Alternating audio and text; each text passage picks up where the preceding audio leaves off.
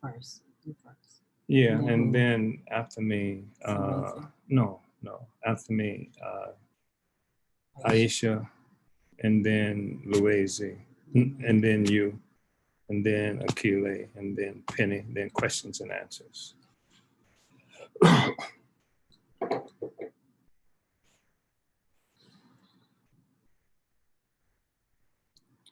I see Aisha. Where Aisha? I thought Kundaye was on. She was a placeholder.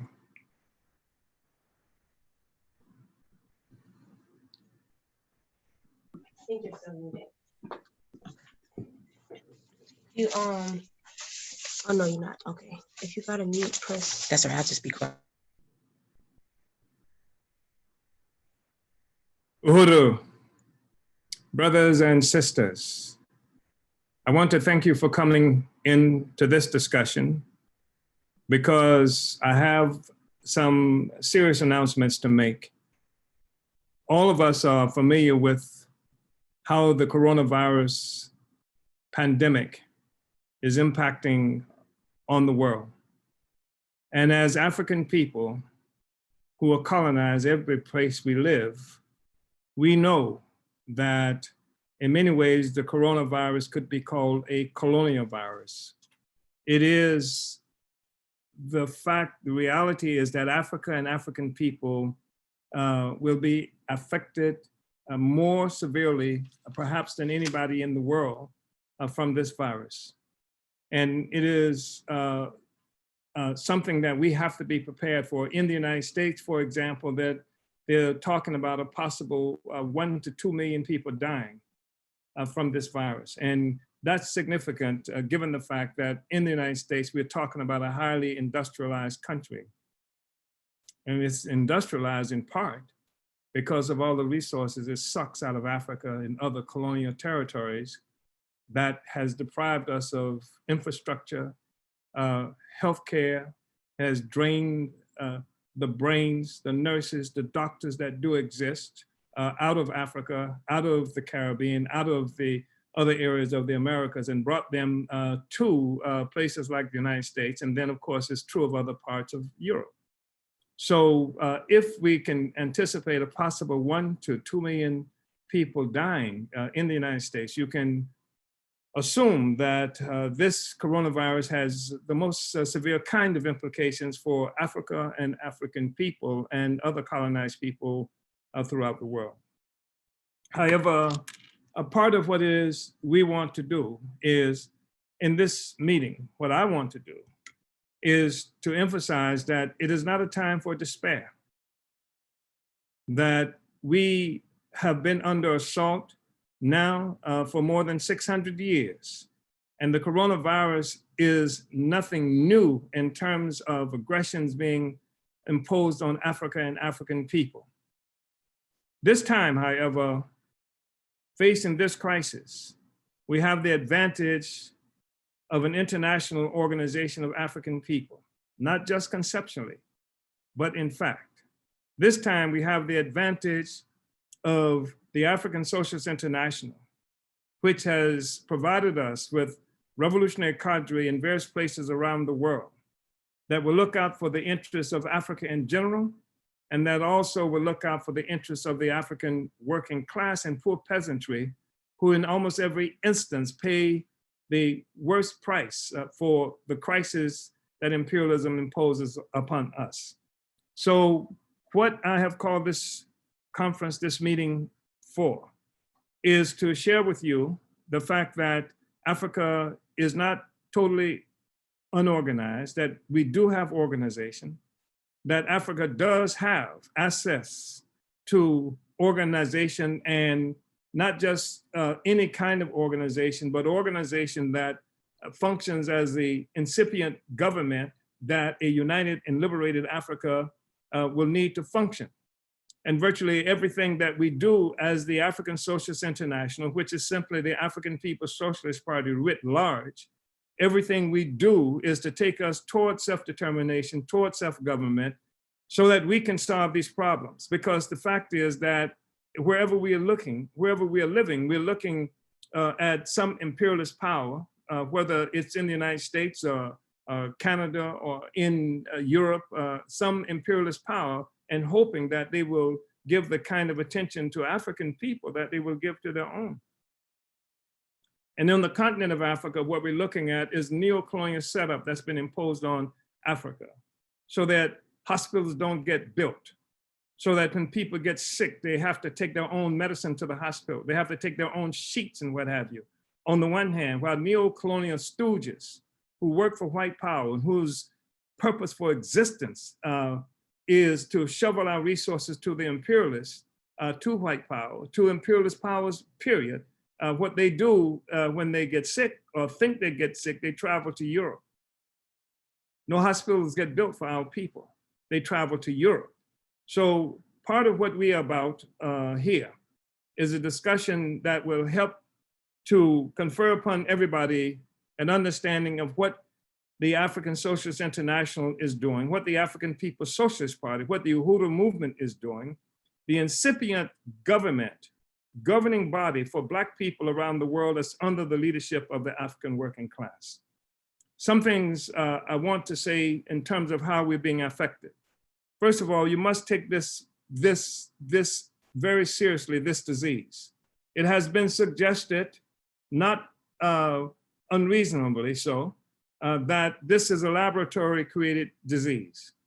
People have been able to recognize that the immediate first hit countries that have been affected by this coronavirus have been China, where the United States government has been has targeted for some time now and has been engaged in a period of time of a kind of a low intensity warfare that the United States and representatives of the United States government have been traveling throughout the world, threatening their minions and people who rely on them for resources to end their economic relationship with China, telling them that they should not allow Huawei, which is an extraordinary, huge Chinese enterprise, to function there.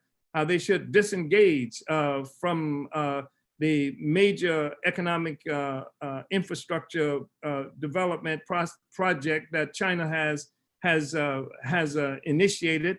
In fact, that even challenges the hegemony of the World Bank and forces like economic forces like that under the control of the United States, where the United States is engaged in intense struggle on the continent of Africa and other places for leadership, where it is clear, looking at even what the bourgeoisie says in its major journals, that the China is regarded as an existential threat to US hegemony and to the ongoing domination of the world by imperial white power. People have noticed that. You can't not notice that. Even how in the United States, US President Donald Trump moves to call this a Chinese coronavirus. And how in Iran, that has been under assault by the United States now since the successful Iranian revolution that kicked the United States out in 1979. It has been under incessant war, assault by the United States, various things, including economic quarantine that's designed to starve the Iranian people to the extent that they would turn against their own government, and the United States can initiate regime change there. So it's not unreasonable to assume. We've seen the United States involved in kidnapping people. It has had Canada arrest a Chinese corporate owner of, I think, attached with Huawei. It has kidnapped Iranian scientists. It has bombed institutions in Iran that were that were involved in initiating the Iranian nuclear capacity there. So that's been an ongoing war, and that's been something that's pretty visible. And we've seen Iranian forces bomb. We saw the leader and part of the Iranian government assassinated by the United States government just recently. They bragged about it. They did that quite publicly. So, and with all of that happening, and now we see the coronavirus when it hits, and initially when it hits, it targets so heavily China and Iran. Of course, it hits other places too. And this is one of the reasons that some people would doubt that the United States would have anything to do with it, because it's threatening life in the United States. It's threatening the economy of the United States, as it's threatening the entire world economy. But the world economy was already under assault. And when we talk about the world economy, we're talking about a US white imperialist dominated economy. And China was one of the forces that was seen as an existential threat to the hegemony of the United States over the world economy and the world itself. So as far as the imperialist powers in the United States are concerned, that the rise of China, the successful rise of China, would be even a greater threat than the coronavirus itself. So it is not an extraordinary assumption that people would come to. But the other thing beyond that, whether or not we're talking about a laboratory created coronavirus, we've seen laboratory created diseases that were directed at Africa. We've seen Ebola, we've seen AIDS, we've seen the extraordinary stories that they've come up with from where these diseases originate. But the fact of the matter is that colonialism is the worst virus that you can have. You take an entire continent of Africa, some 12 million square miles, where all of the human beings on that continent face starvation all the time, face the most serious kinds of insecurity all the time. Rape and pillage is a natural condition where the majority of the people do not have clean water, where the majority of the people do not have access to electrical power. In an era 2020, that is ridiculous.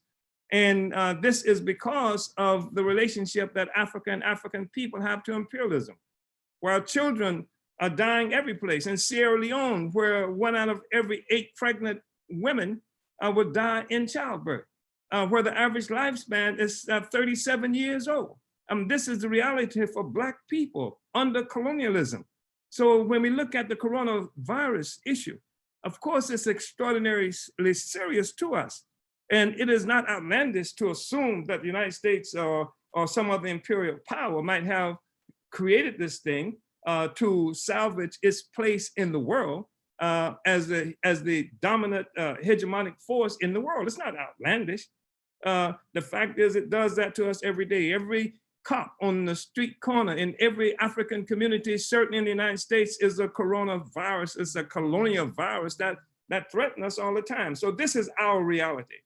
And I've always said that you don't have to make up no white people. I'm always bothered by Africans and organizers who create these fantastic stories to say that this happened. You don't have to create anything. All you got to do is look at the history that we've been dealing with. And that's the reason for our existence as the African People's Socialist Party and the Uhuru movement, to deal with this reality. So the fact is that we are taking this on, and Africa is not helpless nor hopeless.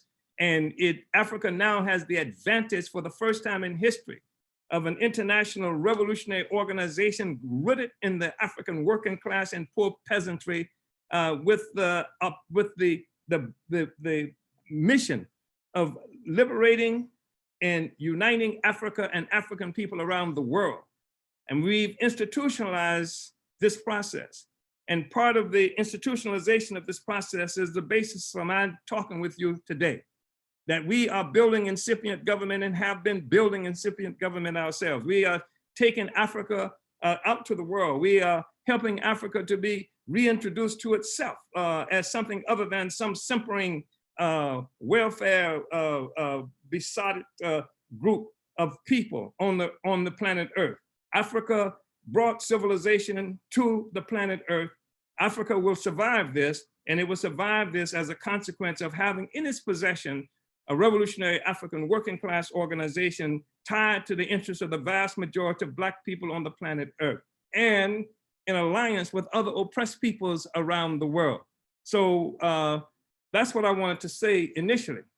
And this is not the first time that we have met certain kinds of assaults. We see that with Africa and African people all the time. So there have been some things. I want to mention to you that some changes that you should be aware of, that we are involved in, programs, institutions that you should be made aware of. I don't know how many people who are viewing this presentation now, this conference now, is how many people are familiar with the stretch and breadth of the African Socialist International, the Uhuru Movement, the African People's Socialist Party. But we are ubiquitous. We are every place, and every place we are building to construct our own capacity to be self-governing and to be self-reliant people.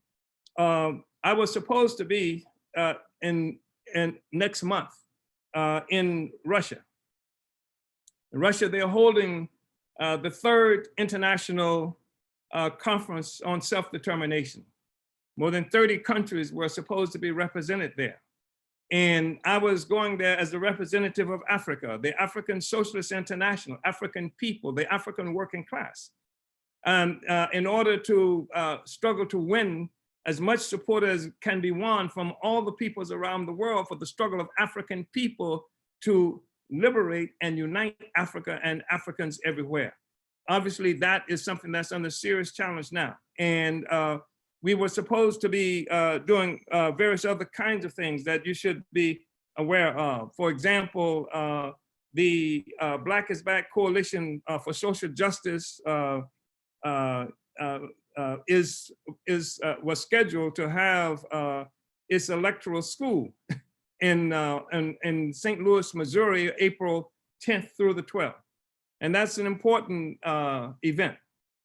Because right now, during the height of this electoral season in the United States, where virtually every contradiction existing is being exposed to the world, where the contest, the war between sectors of the ruling class is being exposed to the world, where it is becoming clearer and clearer that there is not a dime's worth of difference between a Democrat and a Republican, that what we look at any given time is that the bourgeoisie, the rulers, the colonial ruling class simply changes its hat.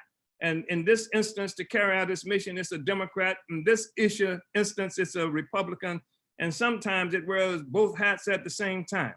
But it's colonial domination that we're looking at. And we see the serious stress that's being occurring within these political formations that it represents a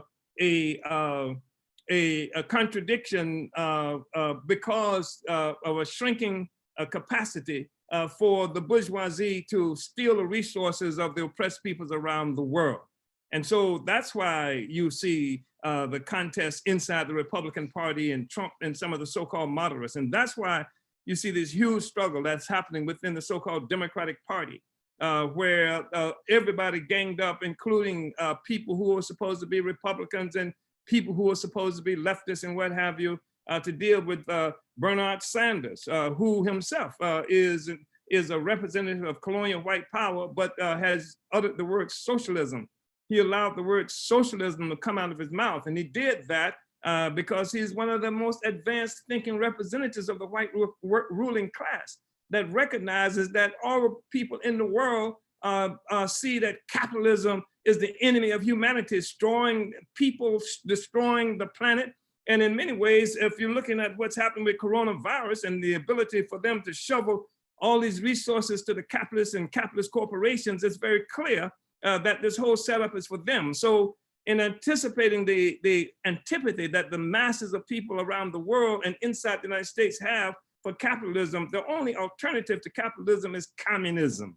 And communism in its earliest stage is called socialism, except the socialism that Bernie Sanders is talking about is not a socialism that turns into communism, it's a benign socialism. It is a kind of socialism that doesn't even require a contest with capitalism. But the fact that he said socialism opens the door for every to the idea of socialism that challenges the existence of this country. So this is, we're seeing this huge struggle that's happening among the ruling class. And now I just want to say that we came out of our plenary just recently, the first part of February. And the plenary is something that we hold subsequent to our congresses. Our congress is a place where we elect our leadership. It is a place where we lay out the plans, where we offer analysis of the contradictions that the world and African people are confronted with and what it's going to take to win our freedom.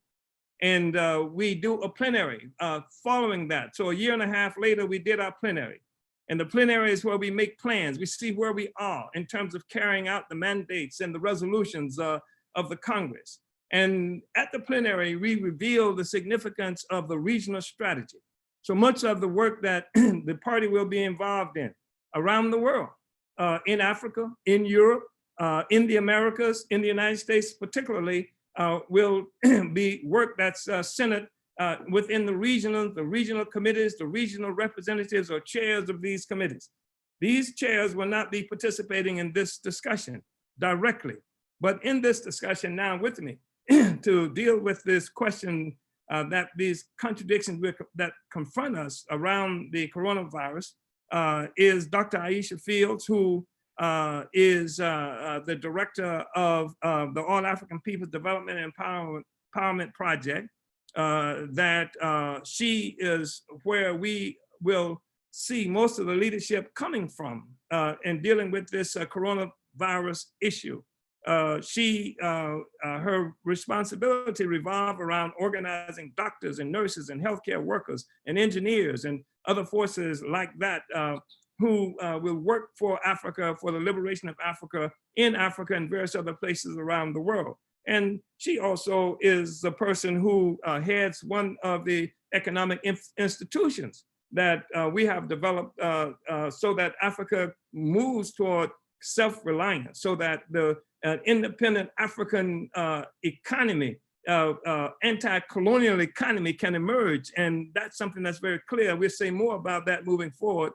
And Dr. Aisha Field is going to be really important. She will mention things about protocols and how we have to handle this coronavirus question. She will speak to that directly and what she is moving to make happen so that Africa can respond in the most effective way to this question.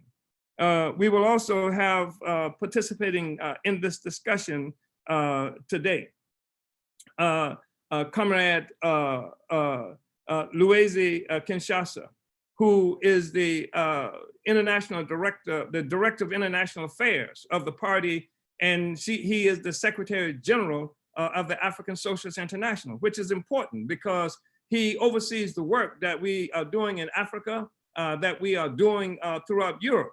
Unfortunately, we will not have the Secretary General of responsible for organizing the work in Africa because the infrastructure there is so poor where he's located in South Africa.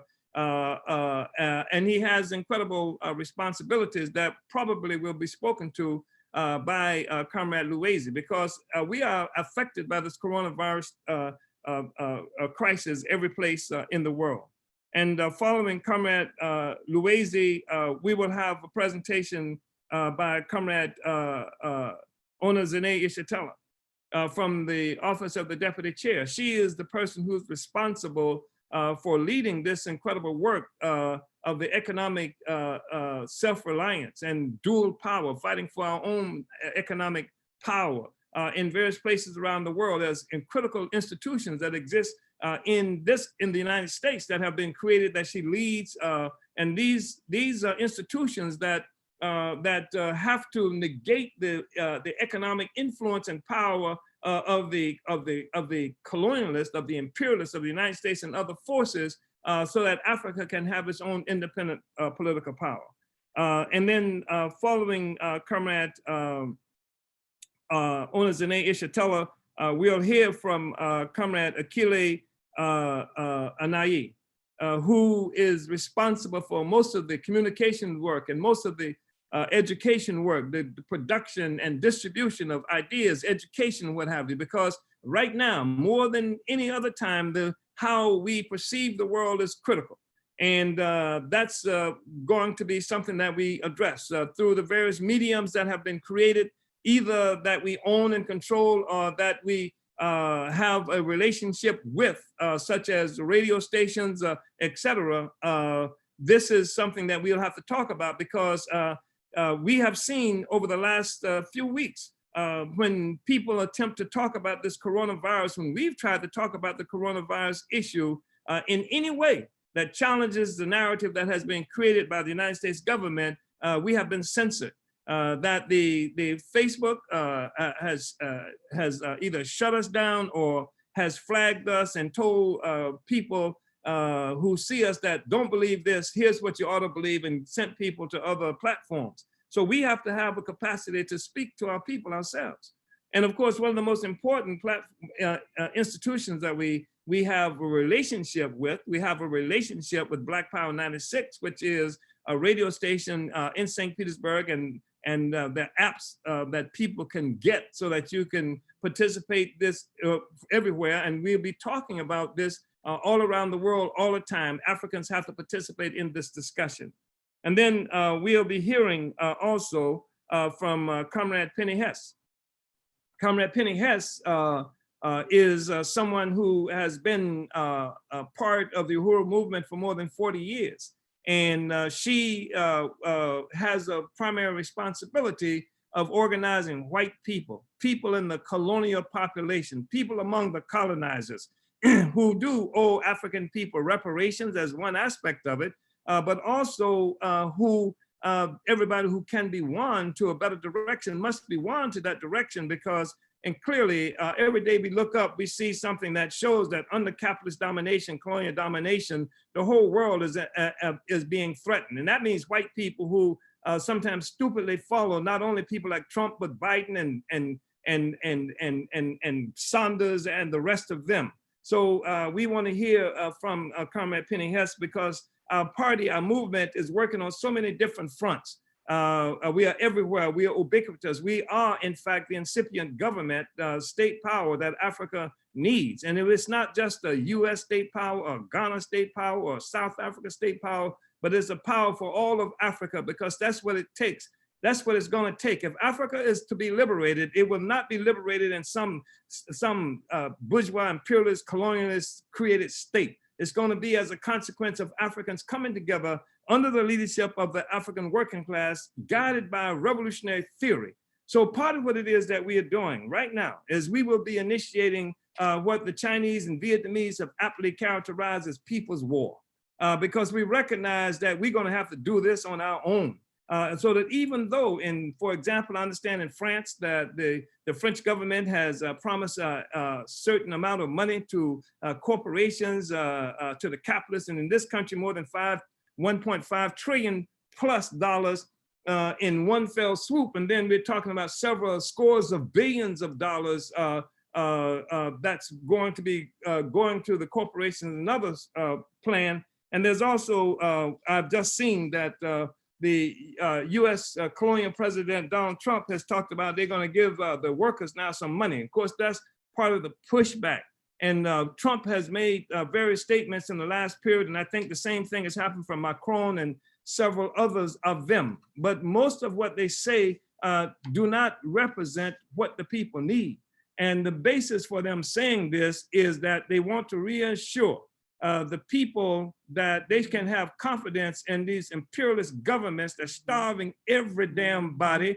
And we're at a period now where white people are going to have to ask the question, if imperialism is starving and killing every damn body, everybody else, why do we think that it will not starve and kill us? Of course, if they don't raise that on their own, then we have an obligation to help them to look at that. So these are some of the things that we are talking about. We have postponed, we have an annual convention that was supposed to be happening on March 27th. That will not be happening and has been postponed to July 10th and 12th in Philadelphia. We don't know what it's going to look like in July, but we'll see. The Black is Back Electoral School, as I mentioned, was supposed to happen from the 10th through the 12th of April in St. Louis. That has been postponed at minimum, although it is possible that in between now and the second week in June, weekend in June, which has been tentatively rescheduled to occur, we will do something using the same platform we're using now to have this discussion. And the USM, the Uhuru Solidarity Movement's National Convention is scheduled for April 18th. And initially it was scheduled for St. Louis, but it's going to be happening online now. So that's still going to be happening. You should look out for that. The African Liberation Day. We had scheduled African Liberation Day mobilizations inside the United States and also in the Bahamas. I'm not quite sure what the status of the work is in the Bahamas at this moment. We'll say more about that later. But ALD in the United States is up in the air whether that will be able to happen on May 23rd and 24th. It doesn't seem likely at this moment. In September, hopefully we'll be good because from September 18th, 20th, the African Socialist Party, the African Socialist International will be conducting a European conference, a world conference to look at the, in Paris. And that is to build, continue building the African Socialist International and putting organization down on the ground that will provide leadership for Africa in the struggle that we have with imperialism. So this is what it is that we're looking at. And as you can see, the Uhuru Movement, African People's Socialist Party, African Socialist International, we are extraordinarily busy and active, and that we do represent the incipient, the building government, the state power. And this is what we have to have, because some people who are running around, even as we have this discussion, talking about we got a problem with racism, but the problem we have is that somebody else has expropriated all our power, all our resources, and what we are about is taking that power back and negating the power of those who stole it from us and negating the economic strength that those parasites have at our expense. So these are some of the things that I want to say in terms of how we are moving. And I want to open it up so that some leaders of our movement, some people are not here. We don't have representatives in this discussion from the International People's Democratic Uhuru Movement, which is going to be doing a lot of on the ground work because we haven't stopped because of the coronavirus. We don't have representatives of our regional organizations who will be carrying out the work on the ground in the various regions that we are located. Comrade Luwezi may say something about the work that's happening in South Africa by our organization there. There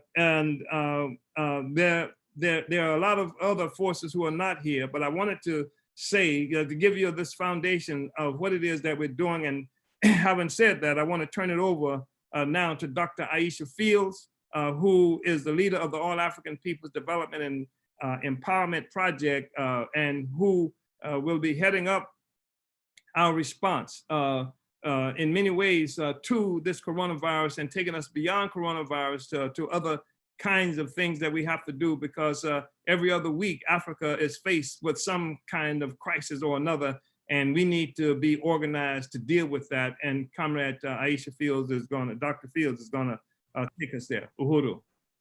Uhuru. First of all, I want to really appreciate that overview by our chairman, Omali Yeshitela. And I want to introduce myself. My name is Dr. Aisha Fields, as the chairman mentioned, and I am the International Director for the All African People's Development and Empowerment Project. APSP is the acronym. APSP is a grassroots membership-based organization established by the African People's Socialist Party in 2007, with the goal of collectivizing the skills that exist anywhere in the African world in order to build concrete, community-based development projects in the areas of agriculture, education, and health. Some people may be familiar with APS's economic institution, Zené Consignment, which is located in Huntsville, Alabama, where I also serve as the store manager.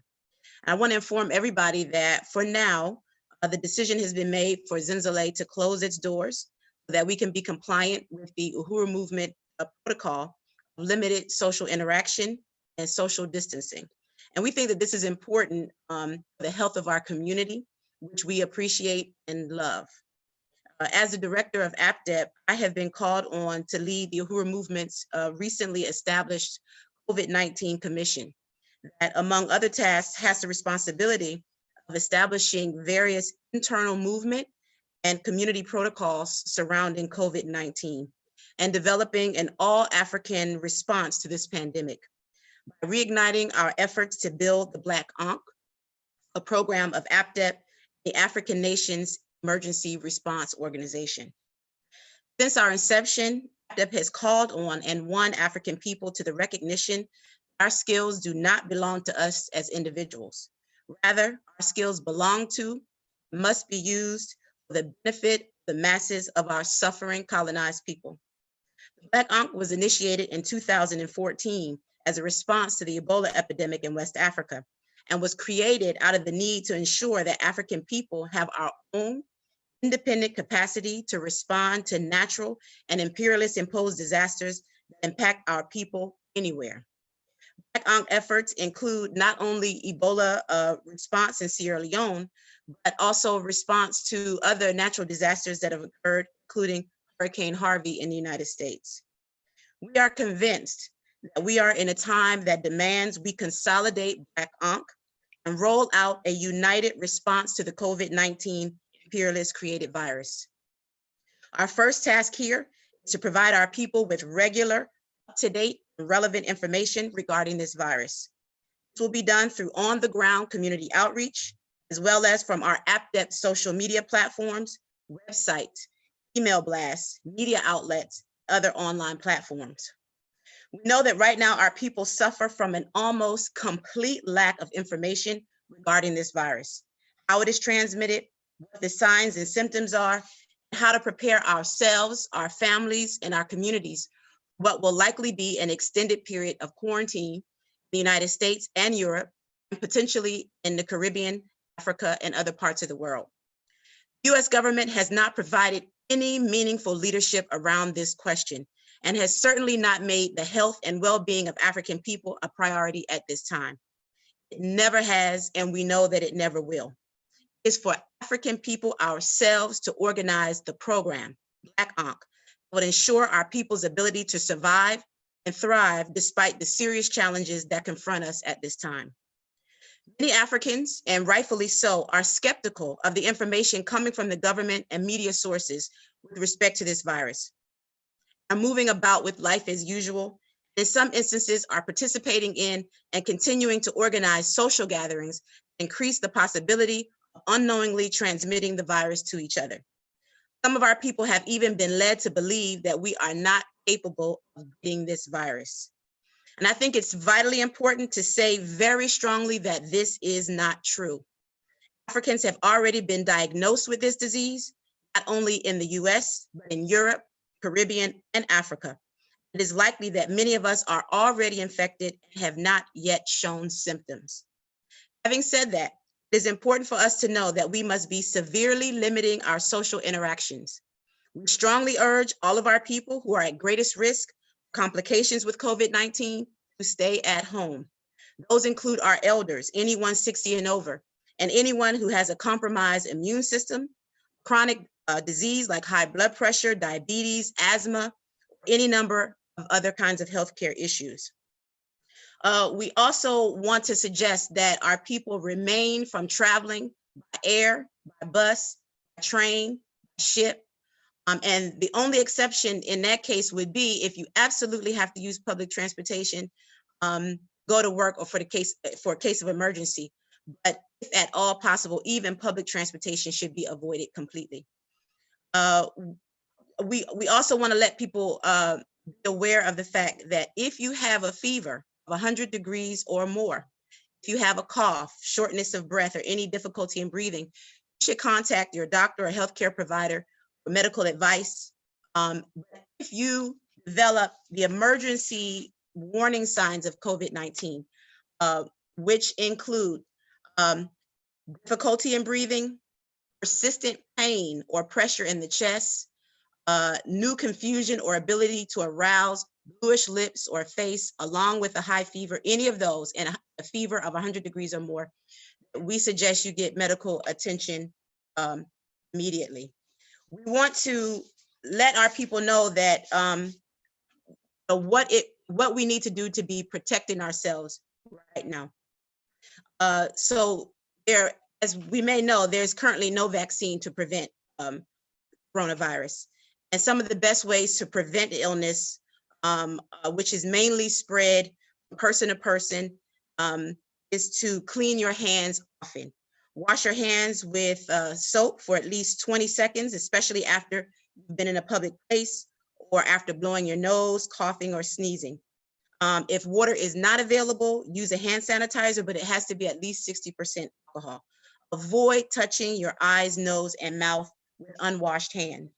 Again, we want to avoid close contact with people who are sick, but we want to, like we said before, we want to use the practice of social distancing to minimize our social interactions, period, and to keep, if at all possible, a minimum distance of 6 feet between people. Again, we want to say that you should cover your mouth and nose with coughs and sneezes, with a tissue, if at all possible, and then throw that tissue away. Wash your hands immediately. If you are sick, wear face mask. If you don't show symptoms of illness, and right now supplies of face masks are very limited in the community anyway, but if you are not showing signs of sickness, it's okay that you don't have a face mask, but if you are experiencing some symptoms, then you should have a way of, keeping your face covered so that you don't spread infection. We want to encourage people to continue to clean and disinfect frequently touched surfaces daily.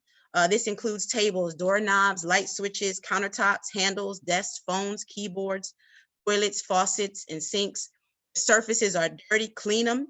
Use detergent or soap and water prior to disinfection. And you can disinfect with a simple solution of water and bleach. You can use about 5 tablespoons or 1/3 of a cup of bleach to a gallon of water, or you can use about 4 teaspoons of bleach to a quart of water. So use simple things like bleach and water that we have or usually have at home to disinfect surfaces that are used often. I want to be able to say that more information is available on APDEP's website, which is developmentforafrica.org, and on our social media platforms. And we want to call on people to visit our sites, our website, and our social media platforms daily for daily regular updates with information, videos, and other discussions that will help our people at this time. We want to also, once again, call on any African person with healthcare experience who knows that skills that you have don't belong to you, who knows that whatever measures may be in place right now are not measures that are going to meet the needs of the African community, and recognize that we have to organize our skills to respond to the needs of our people in this time. We can't count on other people to do it. We can't count on the US government to do it. On the federal, state, or local level, it is our responsibility. It is our mandate as African people to recognize that the time is now for us to consolidate all African response to this issue, and Project Black Ankh is that response. So your skills are needed now more than ever to establish the ability to serve the needs of our people now and in the days, weeks, and months to come. We can and must build Black Ankh. Now is the time. Our people need us more than ever. Uhuru.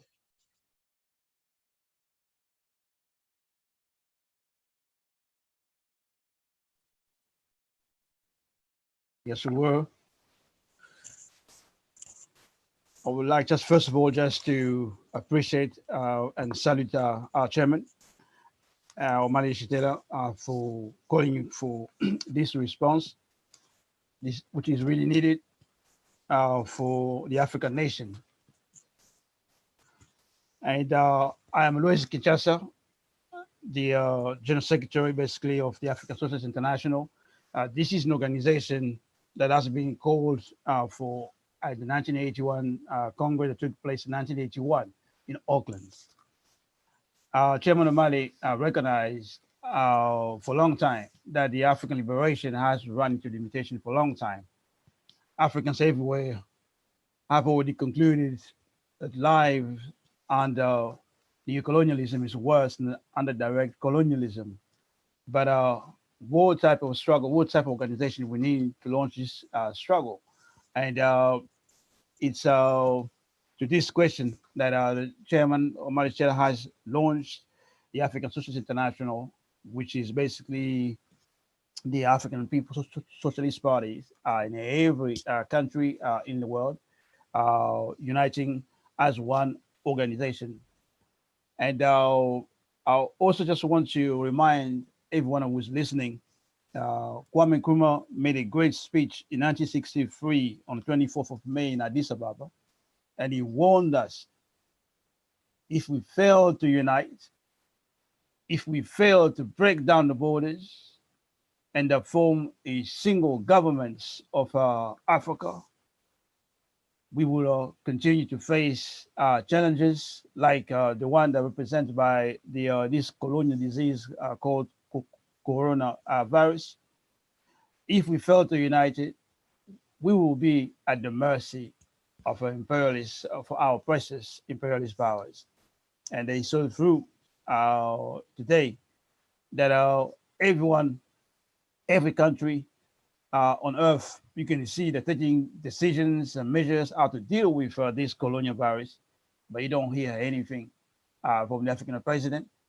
You don't hear anything meaningful, and they cannot provide the answers because they are part of the coronavirus. So you can't ask the coronavirus to provide an answer. And that's where we are today.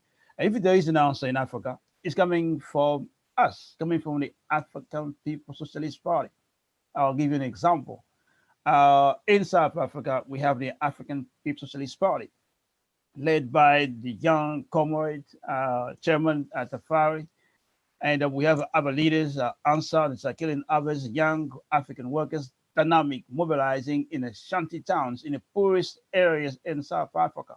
And they're putting in place, they have a Better Life Association, which is a project of our party, basically, in what we call Occupied South Africa, that will be going in the neighborhood, in the township, poorest sections, where they don't see any of the ANC leaders or any of the African people bourgeoisie. People have been left to themselves, and they'll be providing answers in terms of locating who is suffering, locating who has difficulties, things like that. And they will be organizing self-isolation if they see anybody who is having difficulties. Basically, these are the forces who are providing the answers called for by my comrade, Dr. Aisha, who just spoke before me, and also Chairman of Yeshitela. So we are on the ground, providing the answers the African nation need to see, need to hear everywhere.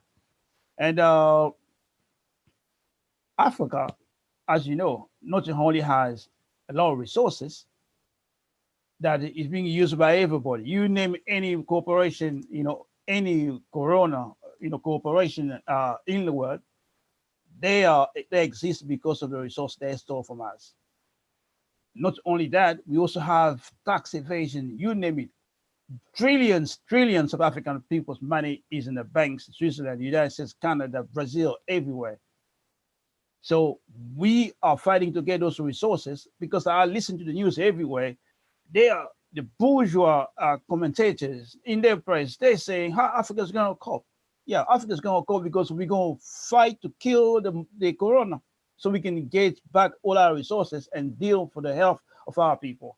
That's what basically African people are going to do. So we're fighting basically not only to kill this corona disease, but at the source. And the source of it, we recognize it. The headquarters of it is the United States government. And when you look in Europe, what do you see? You see Europe, everyone for himself. Italy, you all know, you've seen the pictures of Italy, but in Italy, they can't see European unity. They saying they remember their friends in times of need. It's China who's coming to Italy to bring them 100,000 masks, bring them medical personnel and other equipment and medicine they need to combat the coronavirus. And the same times, every single country in Europe is closing its borders. Germany, borders, France closed. You can't go from UK and go to France. So as I said, everyone for himself. And so we have reached a new, basically, period in history, period of uncertainty, fracture inside the EU, fracture inside the white ruling class. We see all these things, and the Africans need to realize that this is our time. This is a time for us to get organized inside the African Socialist International. This is a time to unite with the Black Army. You just heard from my comrade, Dr. Aisha spoke about. This is our time, my brother and sister and comrade, if you're listening. And we've seen the French not only giving 40 billion euros to the white ruling class. Of course, nothing will go to the people, to African people in particular, but they also introduce laissez-passer. You know, if you don't have a laissez-passer on the street, particularly I think after 6, you have to provide a justification to the police or to the army while you're on the street. You know, these kind of decisions they're taking. In the UK, for a long time, the British government pretended everything is normal. And it came under heavy criticism and pressure. Now they have decided to give to the British ruling class 350 billion pounds. That's a lot of money. All this money will not come into the black community. This the money is going to the ruling class to make sure they're able to sustain this crisis. And but when you look at small countries, independent countries like Cuba, they work with the Chinese, and the Cuba produced what they call interferon alpha 2b. And I ask you to name any parasitic country to say what do they have that they can put at the disposition of the people in the planet. Absolutely nothing. So we don't expect, and we shouldn't expect nothing from an imperialist. We should, on the contrary, work for people who are allies, like people in Cuba, the Venezuela government, and so on. People who are working against this parasitic imperialism. And also, I want us to end up by saying that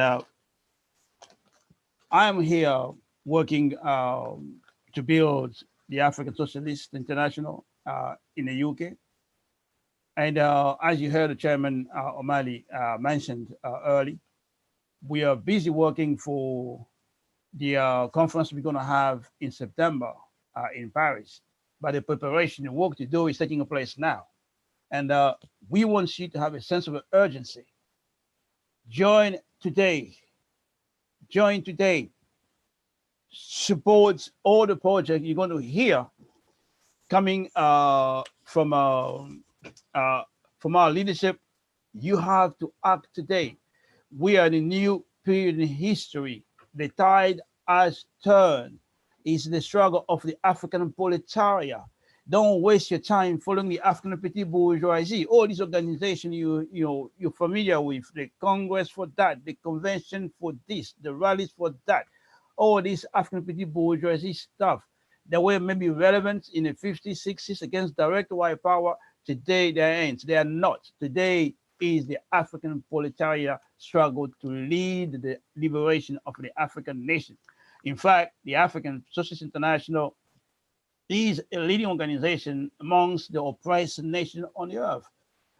And today we are the one putting the proletariat on the vanguard. That's why we're saying vanguard up. You could join the African People's Socialist today. So if you're in London, if you're in Europe, get in touch with me.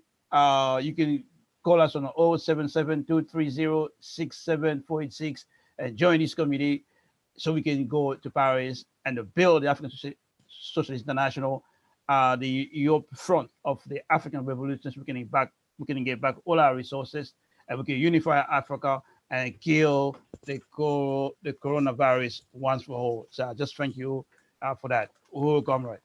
Uhuru. Wow. So thank you, Comrade Secretary General Luwezi. And we should mention to you also, I mean, he mentioned that we are quite busy in what they call South Africa. We refer to it as Occupied Tanzania. We have, I have designated Comrade Tafari Mugeri, who is the chair of the African People's Socialist Party Occupied Tanzania, or South Africa, the Secretary General of the ASI in Africa. He was scheduled to go to Ghana to work with the comrades on the ground there to consolidate the party. But in Ghana, he was not able to do that because they've shut down much of the possibilities in Ghana, that, and they have indicated that anybody who enters Ghana will have to be quarantined for 2 weeks. And we could not spare the comrade to be in Ghana right now for 2 weeks. But I want you to know that that work is going to be done, is being done, and the comrades in Ghana involved in building the African Socialist International, building the Uhuru movement right there where they are. Right now, I want to now call on Comrade Zené Yeshitela, who is from the Office of the Deputy Chair and is responsible for all of the economic institutions of our work that constitute, we believe, the incipient anti-colonial independent economy that Africa needs in order to be in control of our own affairs and being able to feed, clothe, and house our own people. This is a major anti-colonial process that's coming out of the Office of the Deputy Chair. And Comrade Uhuru. Uhuru, comrades. I just really want to thank the chairman, Dr. Aisha Fields, Secretary General Luwezi Kinshasa, for their analysis on how we as African people should be moving forward in this period. I want to also acknowledge our African People's Socialist Party Central Committee. Again, my name is Zené Yeshitela, and I'm the African People's Socialist Party Deputy Chair. I will be making a brief statement on how the coronavirus is impacting African people and our African economy. With the economic institutions and programs we have built, the African People's Socialist Party has employed the anti-colonial strategy of creating dual power. This is part of the process of pushing the power of the colonial capitalists into irrelevancy. We know the greater the independence power of the African people, the less is the power of the colonizer. This is the path to self-determination. We are on a mission. Although imperialism is throwing yet another roadblock in front of African people, we will not turn back. We are committed to building an independent, liberated, anti-colonial African economy. The coronavirus and the response of the US government to the virus is attacking our right to self-determination and economic independence. Our daily lives are being impacted by mandates that the US government is imposing on us right now. African workers will be losing employment from small businesses closures. African entrepreneurs and small business owners will be deeply impacted. The Trump administration and the US government has given $1.5 trillion to the bankers, Wall Street, Walmart, and other corporations, and are about to give another $50 billion to the airlines. That's our money that they're giving to the corporation, so they won't fail. But what about us? We want it back. We demand reparations.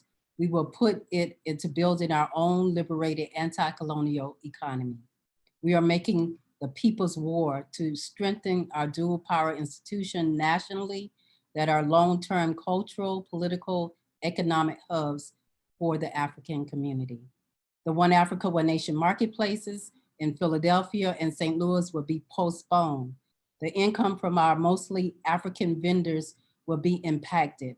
Our health festival scheduled for April 25th in both Philadelphia and Oakland and May 2nd in St. Louis will also be postponed. We will be mobilizing our health festival committee and partners to carry out the strategy from the All Peoples Development and Empowerment Projects to combat the colonial virus in our communities. As small businesses, the long-standing Uhuru Furniture and Collectible stores in Oakland and Philadelphia has been required to close temporarily. They represent dual and contending power. They carry out community programs and employ many Africans who have families now deeply affected. We are researching every avenue for compensation for all African workers. Aquaba halls at the Uhuru houses in St. Petersburg, Oakland, and St. Louis have been impacted politically and financially. Several annual conferences and events are being rescheduled or being held online to mobilize more people to attend. The weekly open community meetings of the International People's Democratic Uhuru Movement will be held online to organize and give leadership to African people to deal with our colonial contradictions. Our cultural programs showcasing African culture will be rescheduled. The community has to reschedule their family celebrations such as birthdays, weddings, anniversaries, at our Aquaba halls. We will support all vendors, caterers, and food trucks that use the Uhuru Jiko Community Commercial Kitchen who are also navigating the impact of the coronavirus. Uhuru Foods and Pies is pursuing wholesales and other strategies to strengthen during this period when farmer markets and special events have been canceled or postponed. Uhuru Foods and Pies is a 30-year project of the Black Power industries and contributes to our ability to build the economic infrastructure of a liberated African economy.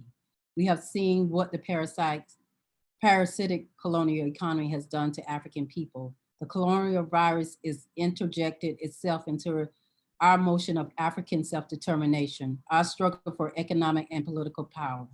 Moving forward, our trajectory of building dual and contending power, we will be seeking every solution for our fellow African workers, businesses, and for our institutions and employees. We will mobilize African businesses, vendors, and entrepreneurs who want to be a part of the Buy Black Power campaign and the African National Independent Business Association. We will meet and strategize how to move forward with the challenges we are facing. We can broadcast interviews with business owners and have other productions on Black Power 96 FM radio station and blackpower96.com to give our people the political analysis and opportunity to support the Black Power economy. We will feature Uhuru Movement and African businesses in the Burning Spear newspaper and the burningspear.com to increase support. We will go live inside the Uhuru Furniture and Collectible stores to call on people to support these significant anti-colonial institutions. Shop online, make donations. We will set up online sales for Buy Black Power products and gift certificates for our economic institutions. We are asking you to donate. Go to buyblackpower.com. Go to blackpowerblueprint.org. Support the Black Power economy. Give to the Black Power institution to win the people's war. We've been 600 years under colonial domination and a colonial economy that gives us nothing. Give to the anti-colonial independent African economy that benefits us. We are calling on you to support these institutions like never before. As we say in the Uhuru movement, colonialism is the virus, Black Power is the solution. Donate now. Go to blackpowerblueprint.org. Thank you, comrade. I think it's really important because what we're talking about is people's war. People's war mobilizes the entire colonized population to struggle against colonialism. Mm-hmm. This is the call that we're making now. The struggle we're involved in is a struggle of the whole people. And the objective is to mobilize the whole people in order to take this on. It's the basis for the existence, for example, of the commission that was created. This is a commission that is headed by Dr. Aisha Fields. It is the commission to deal with the coronavirus question for all of Africa, for all of African people. And the institutions that we have been developing for such a long period of time are institutions that permit and call on and require the participation of the masses of African people for their success. These are anti-colonial institutions. And so that's what we're talking about. The people need to have an opportunity to participate in making these successful. You do that by bringing your patronage to these institutions, and you do that by giving whatever support you can to these institutions. And these institutions will also contribute to getting out information to our people around this question of the coronavirus under the leadership of the commission that we've created to take that on. I would like to now call on Comrade Penny Hess, who is the chairwoman of the African People's Solidarity Committee, an organization that was created by the People's Socialist Party in 1976 for the purpose of taking the anti-colonial struggle into the population of the colonizer and opening up a whole new front. Comrade Penny Hess and the Solidarity Movement, under her leadership and under the leadership of the African People's Solidarity Committee, they have been quite busy, and I want to turn it over to Comrade Penny. Uhuru. Uhuru, Uhuru, thank you, Chairman. And I certainly want to say that it's an honor to be able to participate in this very important event tonight. And I want to begin by saluting Chairman Omali Yeshitela and the tremendous leadership that you have given to this situation and to every situation tirelessly for the majority of your lifetime. And I want to salute Deputy Chair Zené Yeshitela, under whose leadership so many of us work in the African People's Solidarity Committee. I want to salute Director Akilé Anai of Agit-Prop, a leader of the party, Secretary General Luwezi Kinshasa of the African Socialist International, and Dr. Aisha Fields of APSP, and just say what an incredible vanguard party and the People's War, and that it is very, very exciting to see that no obstacle stops the struggle for the liberation of Africa and African people under the leadership of the vanguard party, the African People's Socialist Party. And I am a member, I'm the chair of the African People's Solidarity Committee. As the chairman said, this is the organization that the party created as part of their strategy to place revolutionaries under the leadership of the party in the belly of the beast, in the heart of the white population, the white society, and that we are about reparations. We are about building and winning white people to recognize that the only future on this planet is to stand in genuine solidarity with the liberation of Africa and African people under the leadership of the African working class, and to pay reparations, to return the stolen loot. And you know, when we see something called a quote natural disaster, although of course in this case, as the chairman has said, we're talking about a biological weapon, and all the evidence does show that. But when we see anything that happens like this, we generally see some form of discomfort for white people, but yet for African people, we see a deep intensification of colonial violence and oppression deployed within the African communities. We've seen that in every case over hundreds of years. We've seen the horrors of Hurricane Katrina in 2005, which the pictures of the conditions that African people endured in that situation are forever burned into our brains and our memories of African people stuck on rooftops, stuck in a horrible concentration camp of the sports arena, walking through putrid, vile water, carrying their children, their grandmothers, you know, all the conditions that existed there that permanently impacted the African community there and really led to gentrification and the earning, the winning, the stealing of resources by white people at the expense of African people. We have seen that, we saw this again, as has been mentioned, in Hurricane Harvey in Houston, and of course the earthquake in Haiti, where 300,000 African people were killed, and millions were made homeless and are still homeless today. And that this is not because of natural disasters. This is because of colonialism that the chairman has really made clear, that there are two realities in this country and in the world, one for white people and one for African people, and that white people, we have everything that we have gotten at the expense of African people.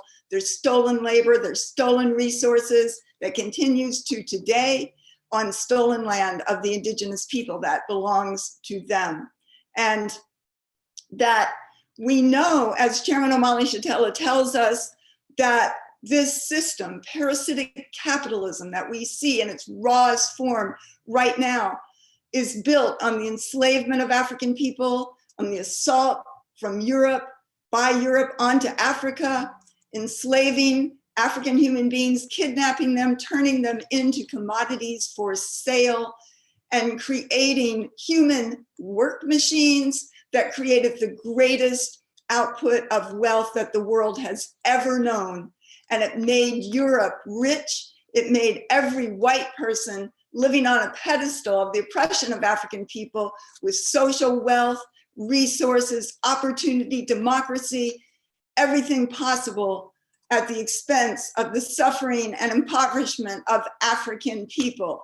And what is very powerful about the African People's Socialist Party and this people's war that the chairman is talking about is that the party is building power in the hands of the African working class. It's not about charity. It's not about racism. It is the power, as the chairman has said and other speakers, the power to govern, the power to determine the lives, the future, the destiny of African people inside the United States, African people on the continent, and African people all around the world. And it is this that will bring down US imperialism and parasitic capitalism once and for all.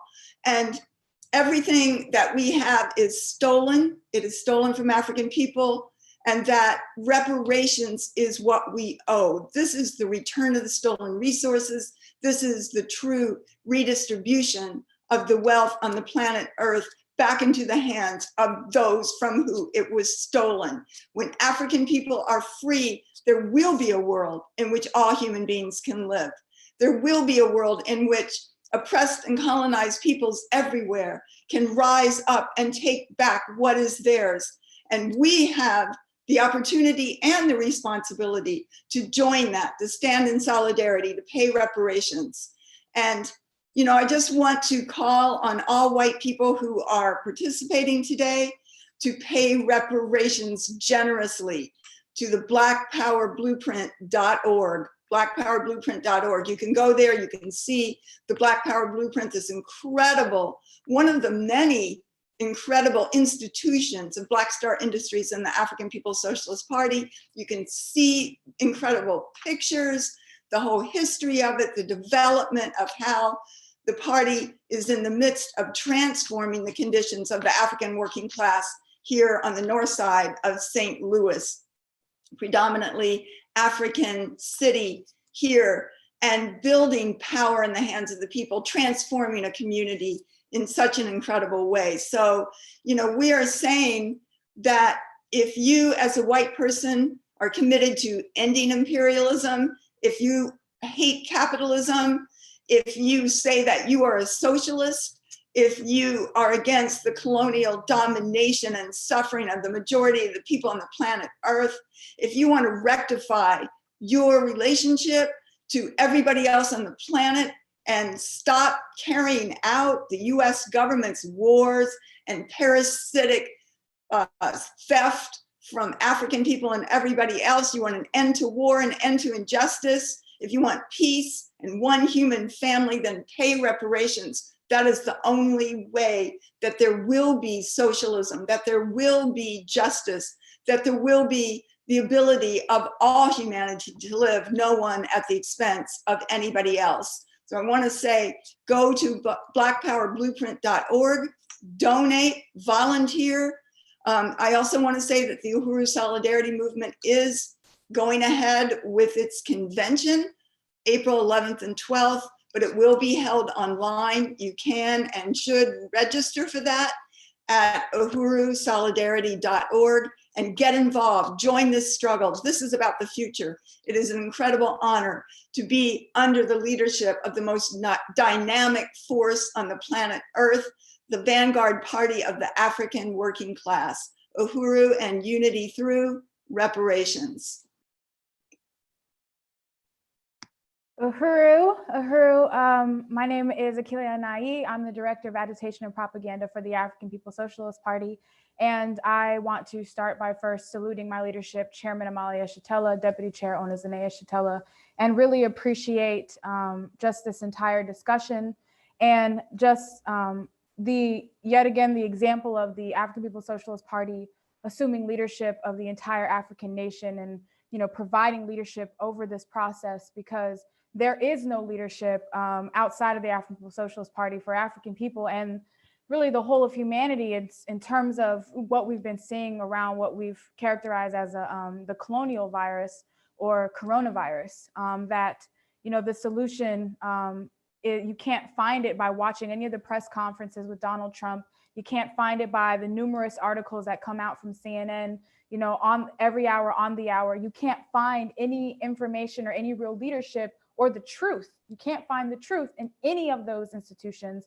And because that's all controlled by the bourgeoisie, the ruling class, who has no interest in telling the truth or exposing itself to the masses of the people who are suffering as a consequence of this imperialist imposed contradiction that we are, that we know as the coronavirus. So I just really appreciate being a part of this discussion, a part of the commission that's being headed up by Dr. Aisha Fields, and leading the media apparatus of this commission, as well as the media apparatus for the African People's Socialist Party. And the media team, we've characterized ourselves as the COVID-19 media response team. And it's really important that this committee exists, because without it, all the information that you would get from the bourgeois media, which encourages all this panic, hysteria, and is just pumping out all this misinformation that's not really helping anybody, that we are doing what we have always set out to do with dual and contending media, is providing the truth, providing a way forward for the masses of our people. And another thing we won't find with the bourgeois media is the analysis that we are hearing in today's discussion. In fact, not only won't we hear this analysis, but they fight really hard to make sure that this analysis can't get out. That's why we talked about things like Facebook's, being a part of censoring this message, flagging it as fake news and those kinds of things. So we are revolutionaries all the time through any contradiction that, is imposed on the people. And that means that we have to continue to, function as revolutionaries in these institutions, especially in regards to the media institutions, have to keep functioning to push out this information, to contend with the bourgeois media every single day. So this response team is, going to be pushing out information through the various platforms that the African People's Socialist Party has in our possession. We have our own newspaper that's been in constant production for 51 years. We have our very own Black community-owned radio station, which is a product of the African People's Education and Defense Fund, people know as Black Power 96.3 FM. We have our social media and websites as well, that information is going to be coming out on a daily basis in regards to, COVID-19, what it is that we can do, what shouldn't be done, the information that's going to be coming from the All African People's Development and Empowerment Project, and the updates for the entire Uhuru movement, some of those which the chairman and others have talked about on today. With the Spear, we are going to be producing a special edition around COVID-19 and featuring articles that talk about, is COVID-19 is it a bioweapon? The do's and don'ts, what to do during self-quarantining, including things like childcare and checking on your neighbors, checking on your relatives, tips on boosting your immune system and how to adequately prepare to be in quarantine and just to navigate the situation.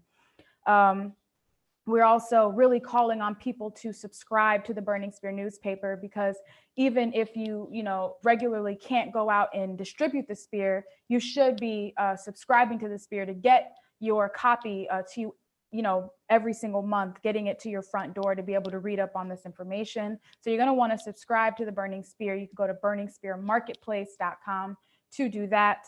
And you also want to go ahead and sponsor a prisoner while you're at it, because one of the most impacted and probably overlooked sectors of the population in dealing with the coronavirus is going to be the prison population, and specifically African people within these prisons, who are going to bear the brunt of coronavirus and what it's going to do and the lives that it's going to take, that we have to be able to communicate with the masses of our people that are locked up in these concentration camps that they call prisons.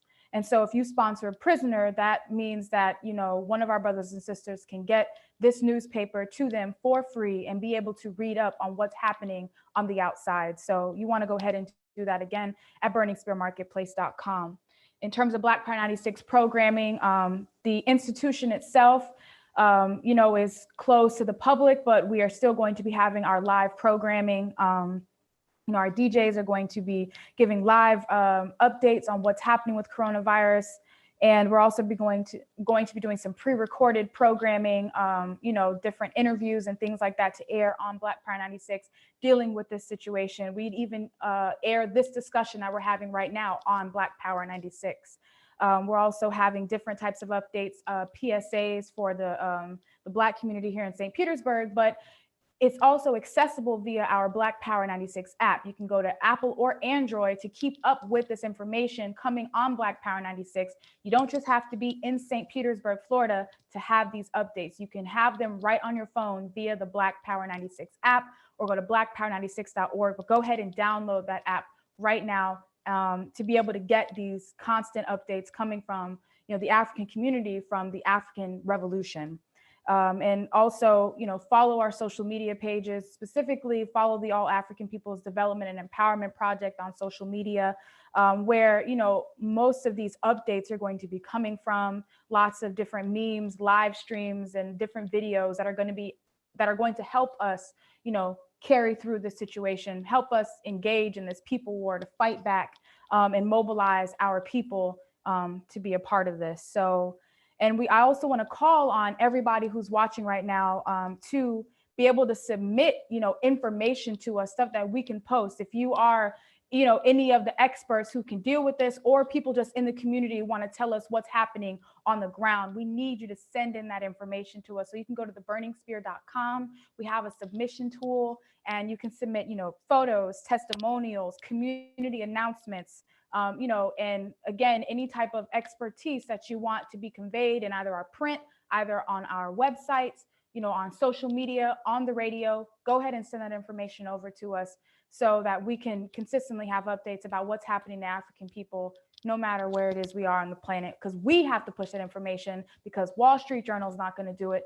CNN's not going to do it. None of the bourgeois media is going to do it. We're going to have to do it. We are positioned to do it with our own institutions in our own hands. So that's what I wanted to say.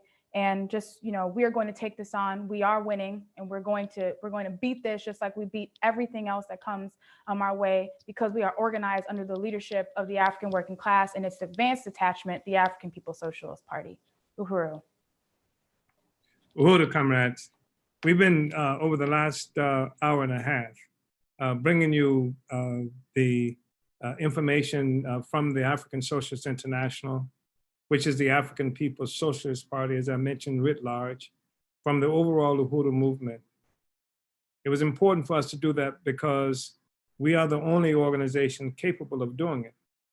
That is to say, some people are capable of speaking to an issue where they might be located, a particular community, a particular neighborhood, and sometimes even a particular country, but to look at the whole African situation, to say this is the reality for Africans and provide leadership for Africa, for African people everywhere. That is our mission. That is what it is that we're about. And also to have this discussion.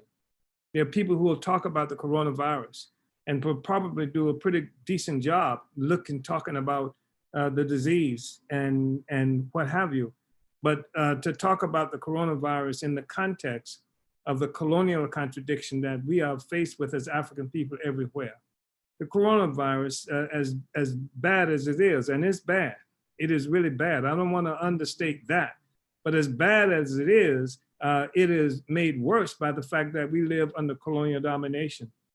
We don't have access to our own resources. We don't even have access to each other. To talk about social distancing, we've been distanced for such a long period of time, all across the world, dispersed everywhere. And so nobody's having this discussion in this fashion that says that we have to fight the coronavirus by fighting against colonialism itself, by fighting to unite Africa and African people, by fighting to get all our resources back, by fighting to build an independent economy of African people that we can shape, build all around the world, which is why we talk about Black Power Blueprint. You must go to Black Power Blueprint. You must give resources to these economic institutions, which is why we talk about building all over the continent of Africa. Africa is suffering, and there's not much. Comrade Secretary General didn't say a lot about the African situation. That's because this meeting, this conference was not designed to try to give full-blown presentations around every one of these questions, but it is to introduce you, Africans, in particular, to the reality that the party is, and the Uhuru movement are dealing with this question, and Africa does have an instrument through which we can fight against this virus and against the historical virus that has put us in this condition. You need to see that. We've laid it out, much of it. And this is not all of it, but we laid much of it out. You can see the different institutions and organizations that we have in place, answering every question that we are confronted with as African people. We didn't talk about the different regional committees and organizations around the world and inside the United States. That they're working this stuff out. They're talking right now as we have in these discussions, they're making plans about how to get into these communities to take on dealing with the contradiction that our people are confronted with. And we didn't talk about the work that's being done by the African National Women's Organization, that we had one convention that has been postponed, but they're still working. They've had a magnificent pre-convention conference in South Africa, in Soweto, on the 7th of this month. We didn't get a chance to talk about a lot of these things, but we introduced you to all of these institutions, these organizations that you can go to, and you should be on the lookout, because you'll be hearing on a regular basis, you'll be hearing discussions, we'll be doing this kind of conference, we'll be doing webinars, et cetera, keeping before our people how to respond to this horrific kinds of crisis we're confronted with. And central to that, the leading body that we've created for this, of course, is the Coronavirus Commission that we have put together. And we want people to go to APDEP, the All African People's Development Empowerment Project, to developmentforafrica.org. Go developmentforafrica.org. All of the information around specific to coronavirus, how we can take it on, and what you can contribute to helping us to understand this and how we can build the Black Ankh. You know what the Red Cross didn't do for us? Well, the Black Ankh becomes our instrument. This is our power, dual power. We have to have our own power. When we say dual power, we don't mean that we want to have a power that's side by side with white power forever. This is dual and contending power. Our power is there for the purpose of negating the power of white forces or any other imperialist force over the lives of African people. That's what we're involved in. So we wanted to make that clear. And the other thing that should be really clear to all of us is that the United States government, they talk about a healthcare system. There is no healthcare system here. It can't have a healthcare system. It is an economy that's organized around capitalism that has its basis in colonial slavery. And a capitalist economy does not permit for the working and oppressed people to have healthcare. Healthcare requires a plan. Healthcare requires, like the trillions of dollars that Trump just gave to the corporations, that's the people's money. That's how the healthcare gets paid for under socialism. That's why we have not a Bernie Sanders socialism, but a real socialism, because that's the people's money. And the people's money go now to pay off the corporations and what have you. And even if Trump is successful. I understand somebody said he's going to give people $1,000 each. What in the hell? $1,000 won't even pay for a funeral. The fact is that we're talking about this is what we are doing as opposed to a socialist system that is based on profit and a healthcare system. They call it a healthcare system, but it's not for healthcare, it's for profit.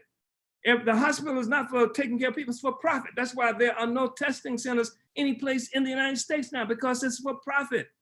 And the bourgeoisie never needed that. And the only reason they're talking now about possibly giving something to the people, because it is so exposing that they will give a $1.5 trillion plus to the bourgeoisie. Somebody said, what the hell is this?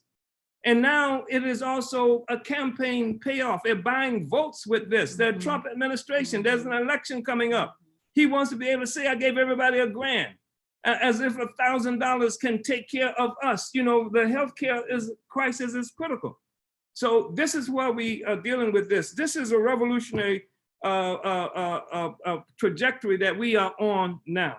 That's what the Black Ankh is about. That's what dual power is about. That's what the African Socialist International, the Uhuru movement is about.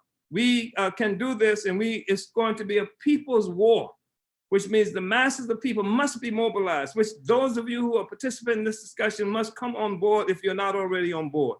Those of you who are on board need to bring other masses of people into this discussion. We'll be saying more as we move forward. You'll be hearing from everybody who's been in this discussion more and more. We'll be doing, as I mentioned earlier, other kinds of webinars, etc. And so anticipate that. The work has begun. Africa is not alone anymore, nor is any African out there in the world alone anymore. We are taking this struggle on. We say vanguard up, one Africa, one nation. We are winning. Uhuru. Uhuru.